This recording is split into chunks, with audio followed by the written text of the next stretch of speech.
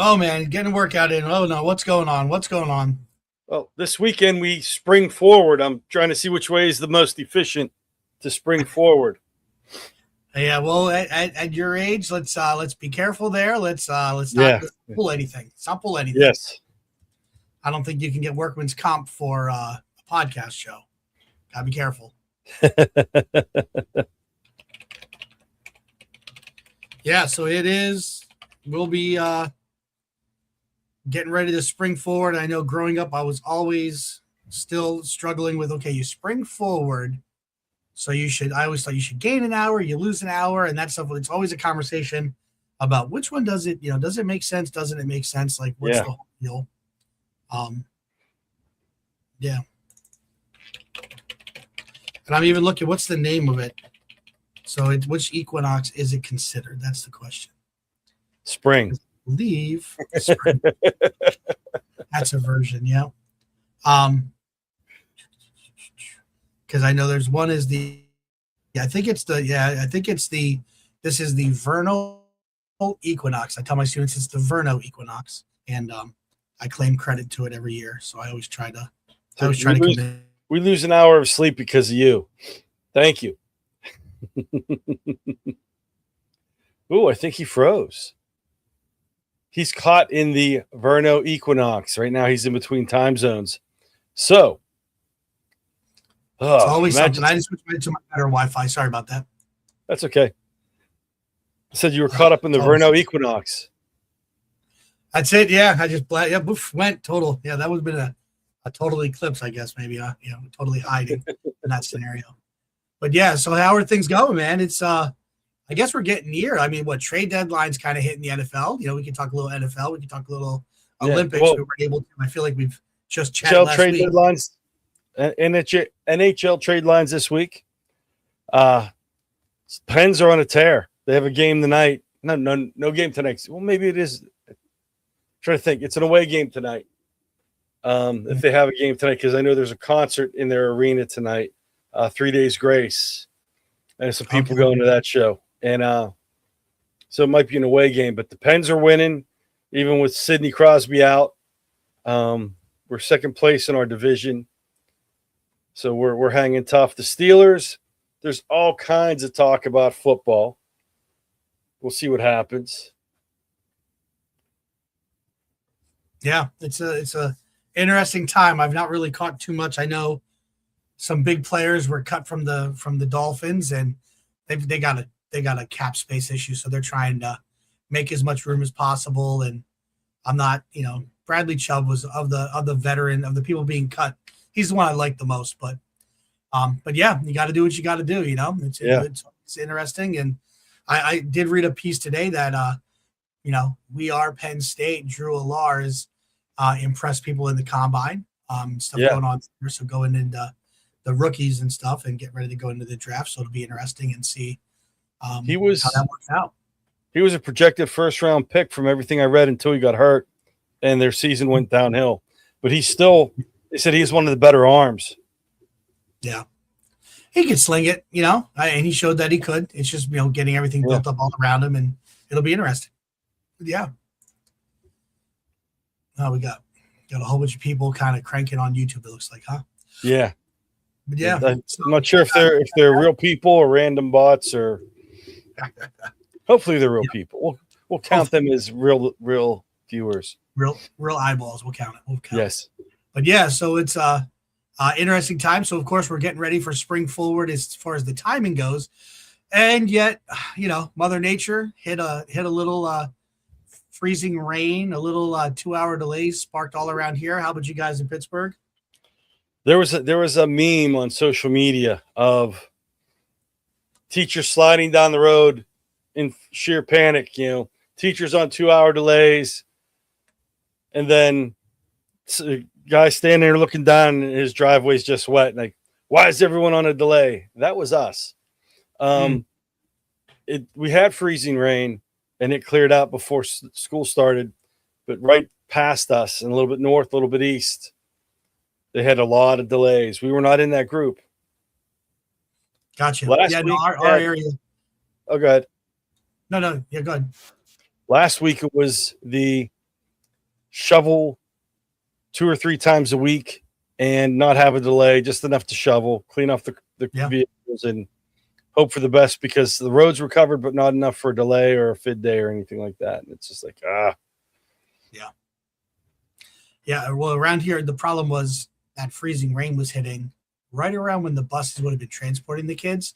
I mean, I was out trying to scrape the cars for my daughters and stuff and my wife, and it was solid. And then it started pelting down while I was out there. So the 2 hour kind of hit, but so we got a good friend of ours from way back, Heiser, Sealands Grove, where he teaches. They threw the 3 hour delay. And I was like, we have one of those. And it's like a unicorn. It exists. Yeah. But it's never been in the wild. But it's sitting in there. And I was like, that would have been the perfect time for the superintendent to be like, whip this out. Be like, hey, I got a 3 hour. Now that would create a lot of chaos during the school day. It would make it really tough, because right now, in our building, a 4, 5, 6 building, the kids come in and within a half hour, fourth grade's eating lunch after showing up to school. Some of those kids woke up late, ate breakfast before going. So, 3 hour would make it. But I don't think there was too much going on. I think we just having that 2 hour was enough.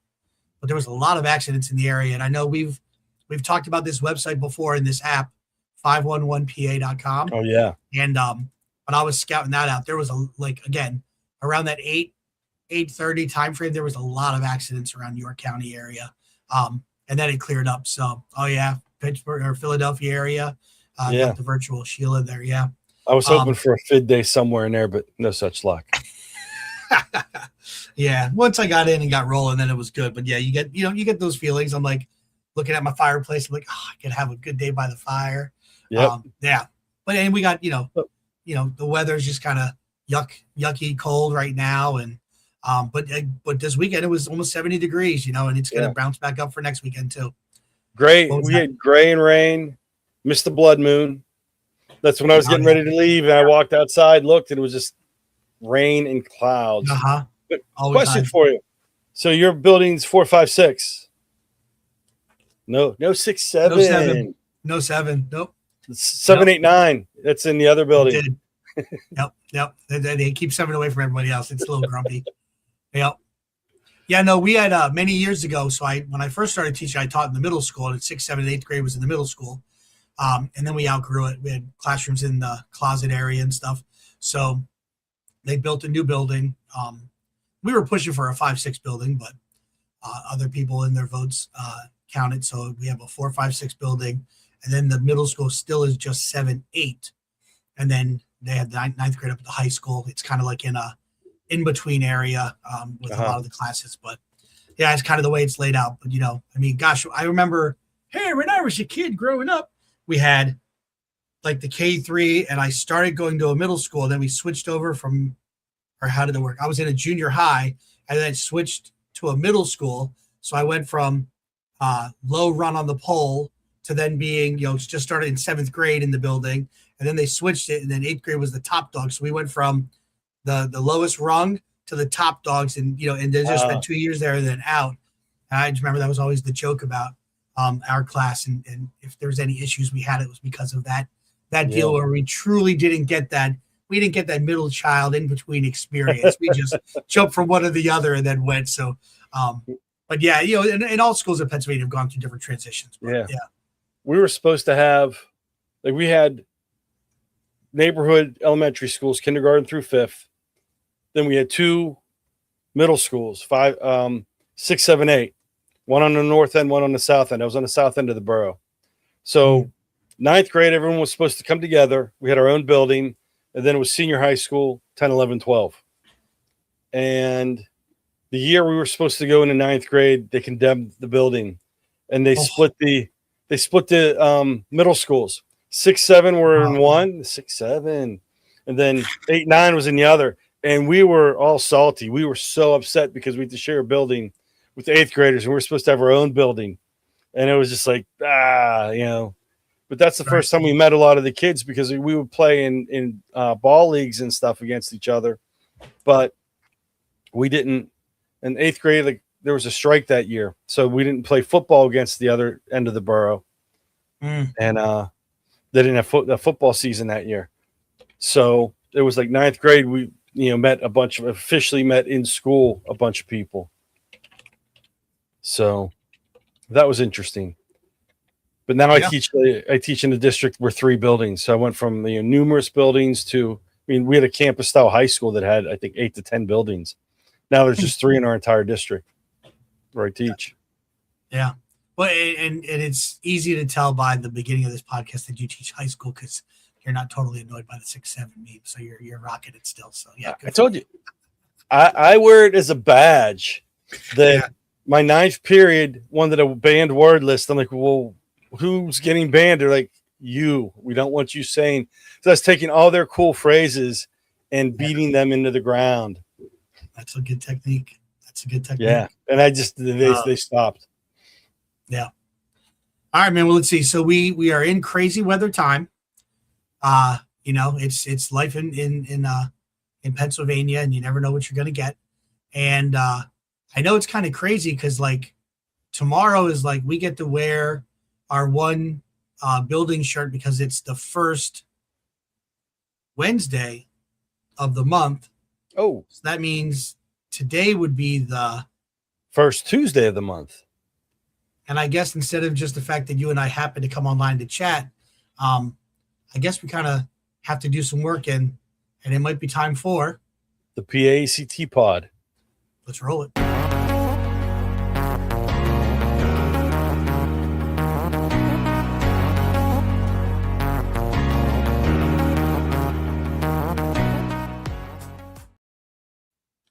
Welcome to the PAECT Pod, a show for educators by educators. PAECT is a 100% volunteer-run organization in the state of Pennsylvania and beyond. Ooh, stuttered on that one. All right, so we are rocking in our 98th episode, and it would be a little spring forward. PAECT Pod, episode 98, man. How crazy. My name is Eric Verno, and I am the past president of PAECT. And with me, as always, I have my co-host, Dominic Salvucci. I am president of PAECT. All right, current president of PAECT. And in just a couple days here, you get to fully flex the presidency and rock out in a new venue as far as head of the table and running your first in-person meeting. So going to be an exciting time. Yeah, that is going to be nerve-wracking. It's going to be exciting. It'll be fun. Yeah. And then I got to make sure I don't, that whole leap forward, I didn't pull something and not be able to make the meeting, have to like work from home. That would be bad. Mm-hmm. Yeah, that definitely wouldn't look good limping into your first meeting. Yeah. Hey, wouldn't be the first time I drove long distance sitting on an ice pack because I pulled a hamstring. That's true. The stories we could tell for sure. The stories yes. we could tell. No, definitely. So yeah, so a lot of good stuff. So spring forward. There's a lot going on around the state. We're just March is such a unique time. Some schools have their breaks. Some already had them. All the different scenarios, and really, it's just a big time to really work on keeping kids' attention for sure. I believe you are right, JG. 100%. Charlie doesn't have an E in her name, just an I. It's Team Charlie or Team Dom. I don't know. We'll see. I don't want to get in that because I will lose. I know my limitations. A man must know his limitations. Stay in your lane. I know mine. For sure. Yeah. Yeah. So it's crazy to think we've been doing this 98 episodes. And I'm pretty sure we lost count a couple of times. So we might be a little bit more, but that's the number we're solidifying. A lot of good stuff going. And 3 in a row because we had a regular episode. Then we had a special shout out to Toddle, our sponsor spotlight. And then we're back to the regular show. Yeah. Yeah. So live pod at Pete and then post Pete and then, rocking it. That's why 4 actually. I'm not going to lie. Driving home yesterday from school, I had this like feeling of like, oh my gosh, I double booked myself. I have a meeting and the pod tonight. And my brain just would not comprehend. And then I'm like, oh, wait. I was like, then I'm like, okay, no. I got the pod. Okay. I got it all figured out, but still it feels like it was just yesterday you were on this screen and we were chatting together and chatting up the Toddle app. Yeah. And supposedly they had an amazing turnout. They had their Toddle event in Hershey on Monday. And Yeah, yesterday, and it was a lot of people, a lot of great stuff, and our very own Missy Halcott was moderating. She was leading a panel. I heard it was great discussion, great things going on. So always very exciting, and so excited to have them as a partner for sure. Yeah, I saw some images on social media about it. Didn't get any other feedback, but I'm looking forward to finding out about it this weekend, getting some updates on it. So, yep, exciting stuff for sure, most definitely. Yeah, a lot of really good stuff. So, yeah, so we have, again, we got football, we got all sorts of stuff kind of coming with that, and a lot of things going on. So we're going to be talking about some things that we're looking at doing, things that we're looking at keeping the excitement in our classrooms, things of that nature. So, do you have anything specific that you wanted to kick off sharing here? We're going to be doing, what do we got? Do you have a tech note or a tech news? Where are we at? I have both. Ooh, it's got both. Which one do you want to hit first? Let me do the tech tool. All right, so let me here we go. This up just real quick. Yep. Kick it.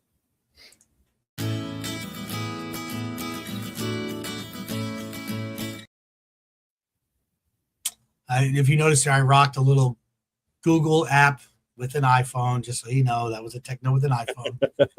Give it to you. So within Canva, yeah, they have, if you go in from your home screen, and we have all kinds of stuff here. Across the top, what will you design today? Your designs, templates, Canva AI. You at Canva AI, you have your choice. AI will work with you, and this is all free for educators. Designs, images, docs, code, video clips. So if you click into code, see what you can do with Canva code. At Tretzi, this was the Canva rep that was at Tretzi, Three Rivers Educational Technology Conference, talked about this. Their session was jam-packed, so I backed out of the session, talked with them at the table because we had a PAECT table at Tretzi. And then I know talking with people at Pete and C and such, these are things you can do with it. You can make interactive flashcard games, interactive historical timelines, different activities, vocab matching games, uploading the information. I haven't played with it much, but you can put information into this and Canva will make these tools for you. So it's a time saver. And I know a lot of the tools have, Wayground, which formerly was Quizzes, Quizlet, all of these different tools, Kahoot, have AI components. But now Canva has it, and you can design games. You can either run them through Canva, take them out separate, drop them into your LMS, and run with it. You can let the kids show the kids how to do this, and they can make their own review games. What I'm finding is some of my students who are go-getters, they are, the ones who really they'll do a lot on their own. And I push reviews out, and I have reviews that are constantly running in the background. And then I have some as assignments. They're making their own, and they'll be sitting there, and I'll walk past. They have time at the end of the class to work on whatever, either stuff for my class or for other classes if we finish early. And there'll be kids sitting there. I'm like, what are you doing? Like, oh, I have my notes. I'm turning them into separate flashcards. So they're personalized for how they learn. And I've been showing them the different tools, here, try this, try that tool, to let them give them experience, because we're not the only ones that need to save time. Show the kids how to do this stuff and they'll run with it. And then they can come back and show us, which helps us in the long run. So I came across this. I want to experiment with it more, but it is a cool tool to think about. And that is Canva code.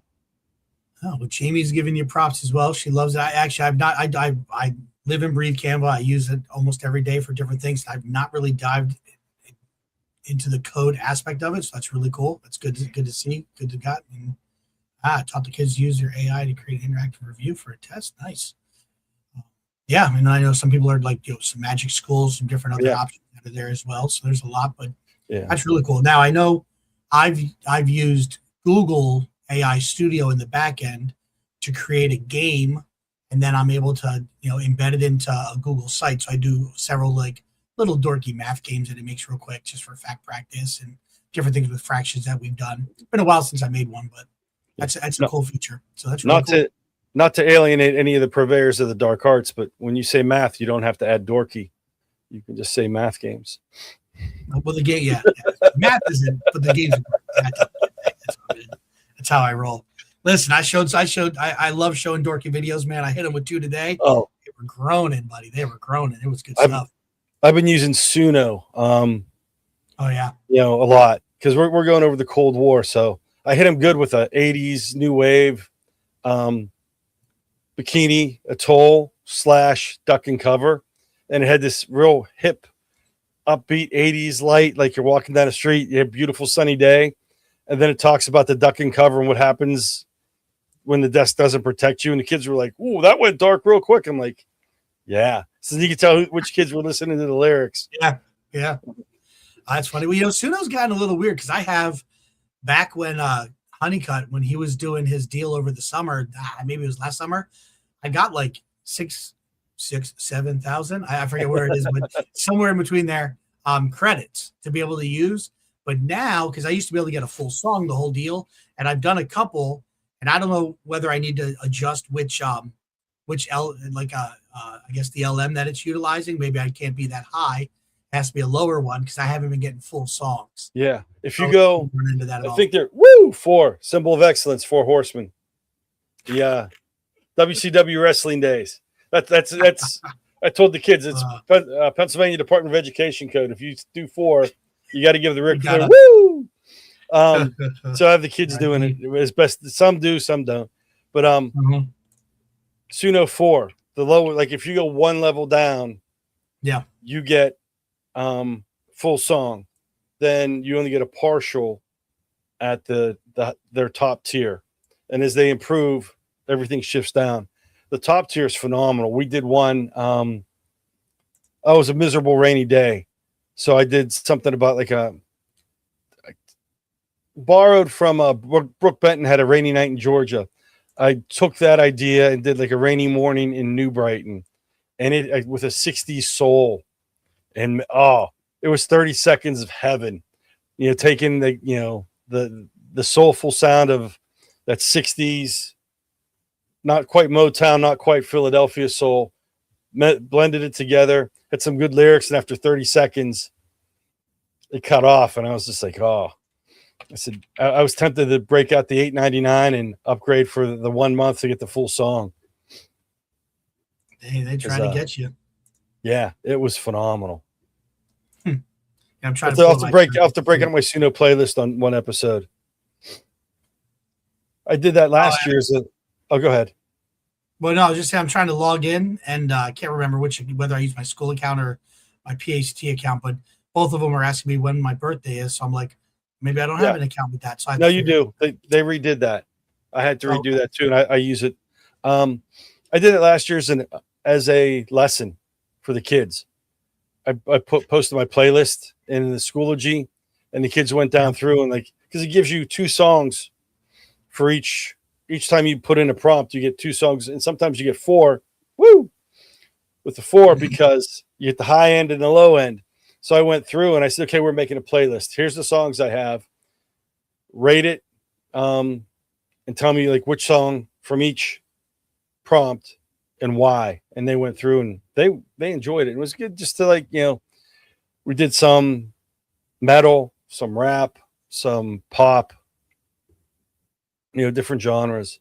Did the 40s. I tried to have it do to fit the era we're teaching. 40s big band, 40s swing, 50s doo-wop, early rock and roll. Yeah. So I lied. I have 5,050 credits is what I have on there right now. Yeah. But I think there was it was I don't even know how many credits that we got at the time he did that thing over the summer, but I'll have to mess with that later. So I can get lost in that. If you notice, I was really quiet. My head was down because I was having to scroll really far for year of birth. So anyway, we'll move on. Yeah, I went back almost to Roman numerals. I was like, I wonder how far this thing goes. No, it's too depressing. We're not going there. All right. Well, let's see. I'll hit you with a little a little separate tech note of my own. I call this one money.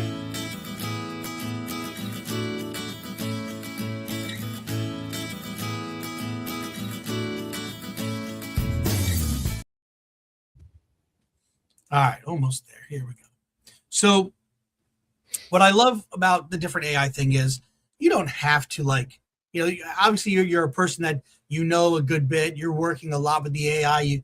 I'm never the one that feels like I know everything, right? There's always something to learn. There's always different things going on. And so my teacher partner comes over and says, "Hey, have you seen this?" Like she showed me this slide that she had. I'm like, "That looks pretty sharp." And she goes, "Yeah, I got this thing that said, do you want to beautify your slide?" And I'm like, "Beautify your slide? What are you talking about?" And then I tried doing it, and I'm like, I was trying to look and figure out where it was, and I couldn't figure out where it was. I'm like, what is she doing? So I quick call her over, and I'm like, "Listen, you got to show me. I'm not sure what you're doing here." And so what it was is in Google Slides. So she had it's like I always associate this image with the nano banana. So it's kind of set up there, right? So you got the banana there, and you can click help me visualize. So when you did that, this window opened here. All right, so let me get this so we can see this good, see this better. And you can ask it to do some different things. And so literally the prompt on her screen was, help me beautify my slides, right? But so here we have create a professional, engaging slide with rich visuals. So, and I will say that this is an example of a slide I used to use, and I did actually leave. So this is what I pulled in just a demo to mess with this just the other day. But I did leave, and I do my slides a lot in Canva. So I was getting some better graphics, some better images, kind of a thing, like what you're able to pull in. They just have a better resource. I kept this from last year, my football taco. I was very proud of last year making it. The kids were really annoyed at it, but I thought it was pretty fun. But that was one of the first AI images I made, and then the little orange peel because my math class is the orange section. But it has it set up here where you can click, all right, and then just ask it to do generate a different image for you. Now it'll take a little bit, and we'll pull up what they have. But when I did this earlier, this is what it came up with, and I kind of have so this is for our rotations we do, right? This is we call it used to be called the Visit Teacher Station. It's V, so I call it the Verno Station. And there's different versions or different things that you can call them in your rotations. Then we had the me, what I'm working on independently, and then the collaboration station when I'm working with other students. So it took from this, and then the student list, and it took from this that it pulled in, the different weekly agenda of what's happening. I had the random AI taco, so it pulled that in. It made the student groups just like this, and then what the daily activities were. Gave the essential questions. So it definitely gave it that different look. Again, this is something that I've worked on pulling in, I'll Google search wallpapers, things of that nature. But now you want to make a different slide, just jazz it up a little bit. Boom, you can pull it in here. I don't think it did anything effective here on the side. Let me adjust this to see what the Gemini do. Preview. So yeah, it didn't on this deal with what I asked it to do, it didn't work. But again, the prompt was basically beautify my slide earlier. So when I was able to click that, it was able to pull in. So it's so right here. So I selected slide, and I don't know, I messed my screen up by doing the pinch to zoom here. So sorry about that. All right. So let's see. I'll make my slide more appealing for students to use. Let's see. Again, you take that time to do. And again, but the nice thing is with Google, with the different features that you have, this is just pulling from Gemini. I do think that Google's Nano Banana is definitely leaps and bounds. I annoy my family all the time because they'll share a picture in group chat, and I'll be able to click on it, and it's called Remix in Google Photos. And I'm able to create different things or give it a little bit of animation. They get so annoyed at me. They question how much water I used creating it using AI. So, of course, as you know, your daughter is all about giving you snark as well, kind of the plight of the girl dad. So now here, this one definitely did a little bit better. So when we click on that, so it took the slide and just did, so it still has some similar features of what it pulled in. And you can say insert it as a new slide. And then within seconds, you have it done.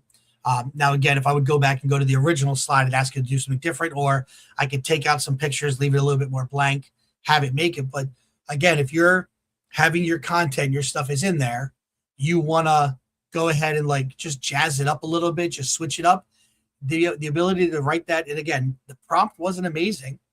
Yeah. Right. Again, I got to a different one when I can choose the slide. I can have it just, hey, pull from this slide and give me an infographic, and boom, it'll give you an infographic. So you're able to pull some things in. I know one thing we're looking at is we pulled in some practice test scores that from DRC to be able to use for math.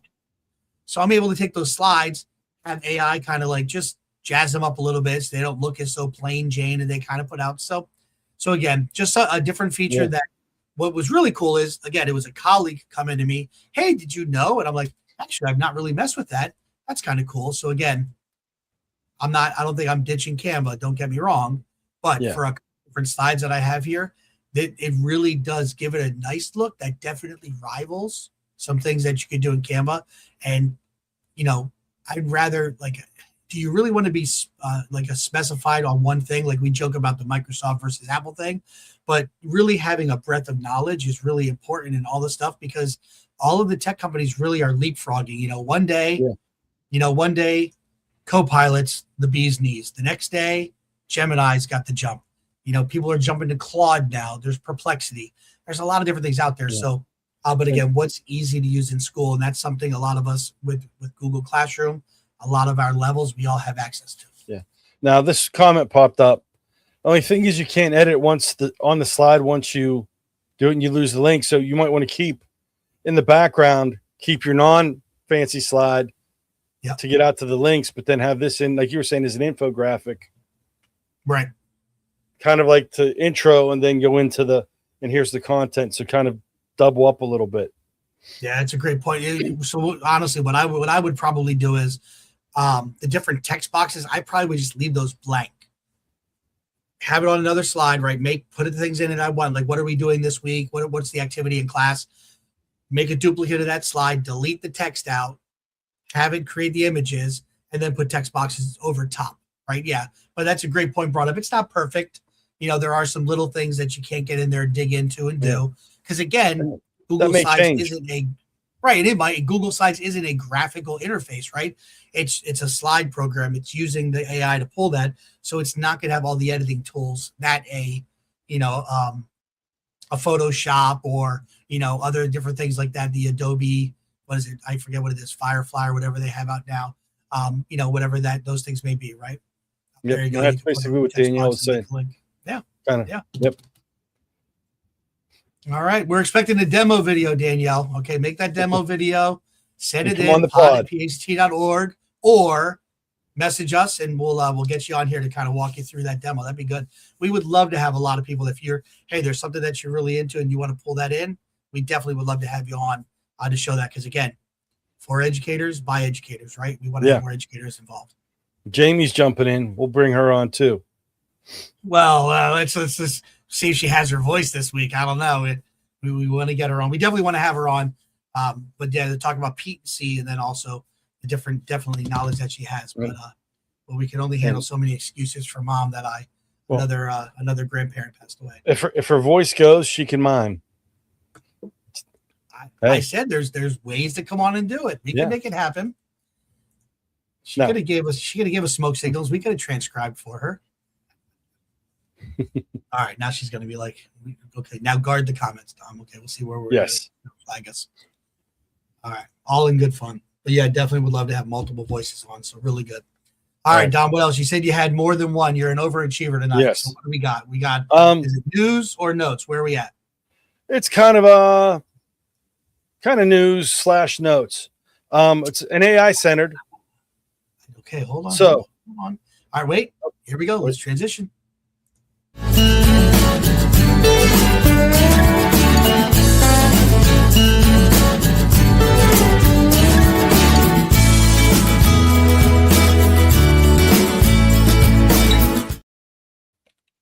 All right, brother. So, Carl Hooker, who was a keynote, not this past Pete, but the year before Pete, he has a blog that goes out and newsletter. And I like this. I agree with this aspect of it. It's a double-edged sword of AI efficiency. Great post. Hooked on innovation.com is his blog / newsletter. AI is good. It does save us time. It does help us out. But then he says, be careful with, and he uses the term AI crack and apologizes for the harsh term, but don't give up your creativity. Put your thoughts into it. Don't rely solely on AI. We tell the kids, use your own thoughts, use your own information. Put the information in and then put your initial thoughts in, then ask AI to improve upon them. Have it as a discussion. Don't rely solely on this. And Eric Kurtz brought that up with the study about the headlines, AI's rotting people's brains. And they didn't go deep into the survey. It was clickbait. People that use AI, they're stunting their brain usage and whatnot. But that's not the whole story.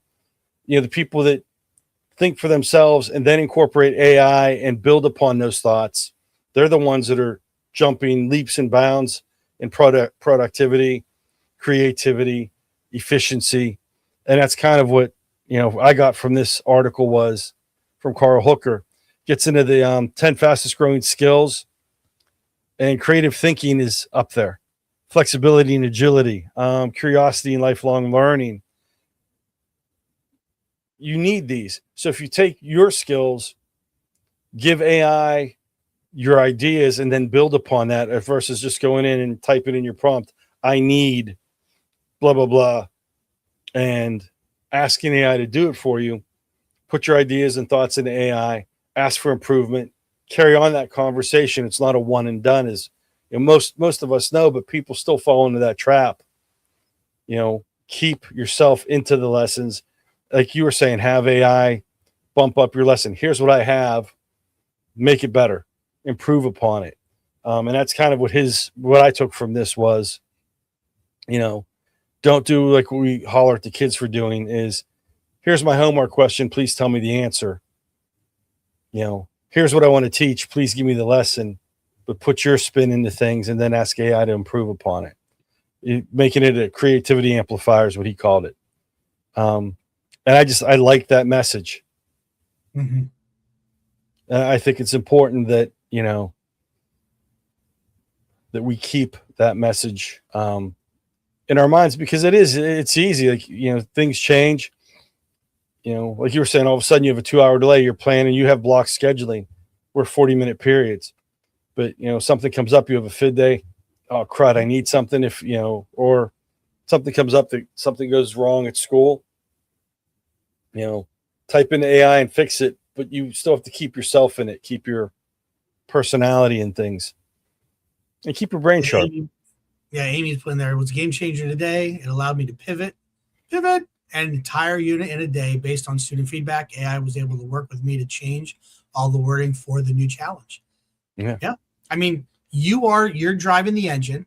And I think way back when we first had that conversation, with is it Chris Andrews, the former superintendent of Hempfield School District, and he was working with our team, our leadership team. Yeah. And when he made the reference of AI as a thought partner, I have never let that go, and I truly, I utilize it in that fashion. I may type up, here are the thoughts I want to put in an email, kick it over into ChatGPT, whatever the case may be, Copilot. Then I'll kind of get it, what it says, screen through it. I want to make sure it sounds like me, so don't use too many complicated, multi-syllable words, right? Let's keep it Verno style, right? Okay, nice and easy. And then pull it in. It may take it a different way where I don't like it. I still got to adjust it. Like, you can't just blindly use it and jump on it. So same as in the classroom, like you're kind of out there and what that article said. I like that. Yeah, and like I'll do the same. I'll come up with questions and I'll throw it into AI. Like, I need higher depth of knowledge questions. Take what I am asking, make it adjust it to the higher depth, and I'll get things back. I could sit there and go through and comb through things and try and word it. I know what I want to ask. Make this make sense so it's not as wordy, and push it that way. I do the same with my presentations. I've taken old presentations, used Prezi or CuraPod, and like, here's the information I have. Make it a nice presentation. And I showed the kids, and I've been open with them. Like, okay, here's the information. I know it's good. And I used Claude this past week. I went through, we were going over Operation Ajax before the world events that broke out this past weekend. We were talking about 1953 events in Iran, doing the Cold War, early Cold War activities. And I took my notes on that, put it into, I'm done with, like, we've done ed puzzles, we've done notes, we've done research. I want a reading. We have keystones coming up. Get them reading, get them answering questions and writing. Here's my notes on Operation Ajax. I need 3-page. I could type it up, but put it in a nice for different levels of reading. And here's the questions I want to ask. Adjust them for different levels, depths of knowledge. And it pushed everything out. And I went through and I edited it, made sure the details were okay. Because you can't just rely, it does hallucinate. It does make mistakes. So having the information. I think it's gotten a lot better, but you're right. You still got a lot for that. Yeah. You know, it does. And it's even like whenever we type stuff up, I make typos all the time. I know what I'm supposed to be typing. We make mistakes. But, you know, I've done the research already. So I know the research is accurate because it's already been fact checked previously. But make this at a nice readability. Make it flow. So it's not just short little sentences.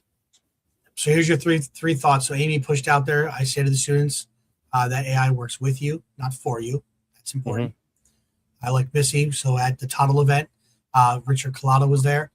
So he shared the Corvette versus the dump truck model for deciding when you use AI yesterday or when you use AI. So that's interesting. I definitely would love to dive more into that one. And then Jamie threw out there, I always push back when my kids tell me they're using AI to check their work, asking them, do you know the content enough to know if the AI is wrong? And that's big. Like, you know, kind of goes back to when we were like, what is it? Like your with citations, your first, why am I blanking on what it is? But like when you're having kids go through and making sure that, hey, is this site, you know, reputable? Is it pulling information? You know, your sourcing and all that jazz. And you know, kind of goes into that digital literacy lesson framework. So it's big. Yeah, a lot of good stuff there. Yeah. And I always tell the kids, I said, you know, when AI goes out and gets information off the internet, it's not just getting information off the honors kids. It's getting information off the kid in the back of the room that just filled in blanks, hoping the teacher's not going to check their work. You don't quite know how accurate it's going to be because it's going out and just grabbing information and processing it. So you're going to get some things that slide in. And depending on what tool you're using, depends on how well it's going to process that information and fact check it on its own. Yeah. Where's it grabbing the information from? Right. Good stuff. Good stuff. All right. Well, we'll hit you with one more. Got us a little tech note action here. So here we go.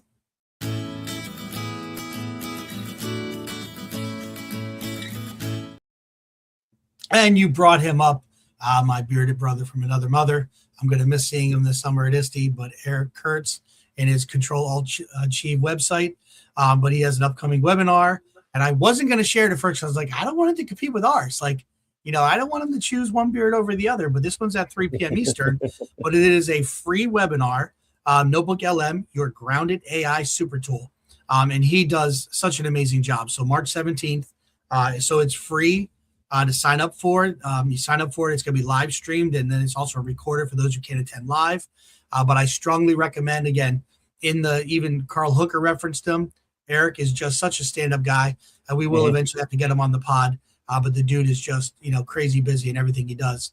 But yeah, so do you want to talk about somebody who just top notch, you know, and even references in there, like you want to make sure that you're creating engaging resources that are grounded and vetted in your content. So he's definitely one that, you know, I trust in. If you, I have too many email newsletters that I get, but he's got to subscribe there. But I once a week I go to his website, just scan through what he has. I mean, I still use an old school feed reader, so I do have it pulling in there that I'll be able to check it at different times. But Eric Kurtz, definitely a very good source for almost all things Google. Yeah, so if you definitely sign up for that. So I definitely will be signing up. May not make it live, but we'll definitely be watching the video. Yeah, and that's like, I use a couple different readers to pull in information. I get way too many emails with different things, but and I'll take time when I have some downtime to go through and read things. But Carl Hooker, Buff Nuggets from Brian Buffington, Eric Kurtz, good information.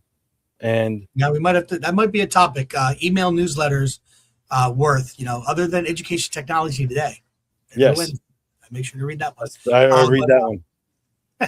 But yeah, maybe we'll have to go through and pull our membership of different newsletters that they can't live without. That would be an interesting one. So we definitely have to work on that. So yeah, good stuff. Good stuff. Was that B Pal that posted there? Yeah. Yeah. Yep. All right. Good. I like it. All right, man. So yeah, so we got some different things with some tech news and tech notes there. Yeah, the world of tech, it's interesting.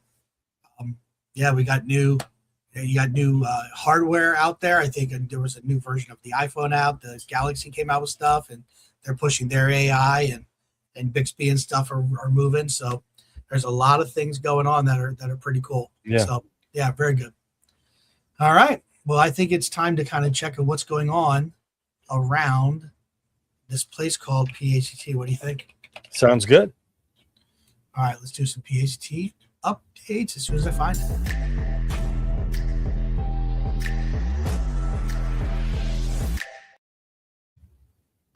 All right, as always, let's check out the PAECT calendar, right? We got our board meeting up at State College, and then gamified test prep with Melissa Krenzer. So I definitely am looking forward to this. I'm looking so much forward. I haven't registered yet, but I will work on that. But Northwest PAECT to level up your classroom gamifications as we prep for spring testing season. The reason why all educators got into education, because we want to give state tests, right? I said nobody ever. All right, so let's gamify test prep though. So if you are looking for some ways to kind of crank up, she definitely does some amazing stuff in her classroom. Definitely see posts all the time. So gamified test prep Tuesday, March 10th, 7 p.m. virtual event on Zoom and act 48 hours. Yep. All right. And then the shift to student led. I know you're always big into the book studies. Have you been watching this one? I have not had a chance to jump into this one with things going on. It has been a little too chaotic, but that's one that I wanted to jump in and kind of lurk on. Yeah. So PA Student Centered Learning Community of Practice event. So reimagining classroom workflows with UDL and blended learning. So the PASCL organization's running that one, but we are co-sponsoring that. So yeah, definitely one to check out. So yeah, the shift is written by Caitlin Tucker and Katie Novak. So definitely one to check out. Good stuff. Oh, and then unfortunately, it is a tough time. I just want to highlight this, right? Our South Central group really rocketed, and it's unfortunate because it's been a couple years. Ed camps are making a comeback, but yeah, just getting people out and about. Yeah, it's so tough. Like you just said, it's a crazy time of year doing things. Gosh, I remember, many moons ago, many grades ago, as a regional director, I was supporting definitely 6, not 7, 6 ed camps throughout the year, all across the South Central PA territory, and now it's just whittled down, and their numbers were just too low. They didn't feel confident in going forward, so unfortunately that one's put on the back burner. Hoping to bring it back again, but man, I don't know. I just think pulling together a community, doing some different stuff. There's something. There's I don't know. There's just a hump we got to get over and work on it. So unfortunately, but it was a decision that had to be made. Yeah, and then this time of year, you run into another problem with that, because I know when we used to do Ed Camp PGH, we had over 150, 200 people signed up for an Ed Camp, but it happened to be the first Saturday where temperatures were hitting 60 degrees and it wasn't raining. And, we just came off a couple of weeks of rain, kind of like we're going through this week. And the following week was either a temperature drop or more rain, and people didn't show up because it's like, this is the one day out of 3 weeks that it's going to be nice. Do you go to Ed Camp or do you go outside and enjoy? And these things happen, unfortunately, but it is something you run into. Yeah. And then our Glide show, just one thing to add, they have March 21st, Robobots Student Showcase in Meadville Area High School in the Northwest. So that was one Nice. that's not on the calendar, but it's on the Glide show. So just want to make sure we talked about that one. And I'm going to show something here real quick. If buddy. Two things. So one, Fred Camp, it is sold out Saturday, March 21st at the Fred Rogers Institute at St. Vincent College. We do not sponsor it, but the Fred Camp people, Remake Learning, When You Wander, You're Learning, they are great to PAECT. I've been to several Fred camps. I'm not going to this one because my schedule was booked, but the Fred Rogers Institute at St. Vincent College is a phenomenal space. It's limited in size, but their Fred camp is more from 9 to 12:30. And if you ever get a chance to go to Fred camp, go. In fact, speaking of the Fred Rogers Institute, that is where our higher ed symposium is going to be this upcoming November. PACT's higher ed symposium will be there. Great space. Check it out. We have that going on. And then a little bit ahead, April 18th, that is the SRU Ed Camp SRU, back to the 80s. So that is going on.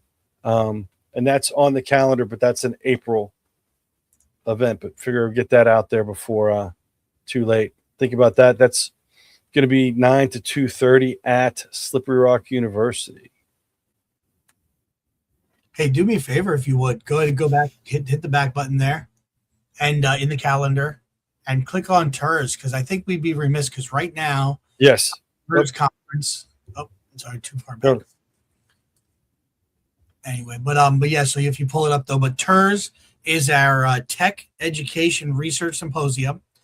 So this is 2026.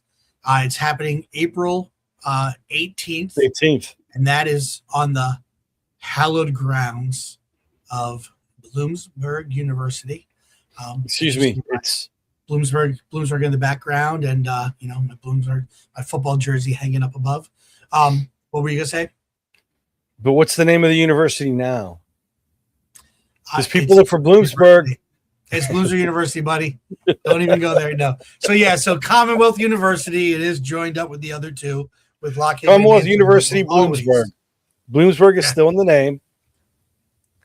Yep. Yeah, I don't know how. I think it's just Commonwealth University, but yeah, I don't know how that works on Pennsylvania. I know, like Penn West, they have Penn West Edinburgh, Penn West Clarion, Penn West Cal. So Cal lost its Harvard on the moniker. All I know is all the Commonwealth gear in the bookstore is way in the back. Yeah, we don't go there anyway. Yeah. But yeah, so it's on the grounds, and listen, there's a lot of good presentations. Non-premium members $50, premium members $40 to attend. But if you put into share, if you're looking for an opportunity to have a conversation with some amazing, you got college professors, some teachers from the area. So again, you got the Slippery Rock Ed Camp is going to be in the West End of the state. This is going to be on your northeast side of the state. Well, I guess north central. And but it's a great conference that if you want to be able to do a presentation in front of not a lot of people, they kind of keep the numbers as far as the different rooms. They keep the numbers small, the way they set it up. And it's just an awesome way for you to kind of, just tiptoe into that. And it's really cool. So starts at, what's the time frame? Starts at 8 a.m. They got breakfast. I'm going to be honest. Lynn Hummel, who's in charge of this, always knows where to get the best donuts. So if you like a good donut, you want to come to breakfast, all right? TERS Symposium is where it's at. So yeah, so it kicks off at 8 a.m. And then it'll run all the way through 3:30 p.m. And then, then the rest of the day is yours to kind of kick around and do whatever. So I look forward to it every year. So I'll be there. We'll get Dom to travel to the north central area sometime soon to be able to come visit. But yeah, so April 14th. But the big thing is right now, if you've checked, check your PACT emails that have come in, check the Education Technology Today.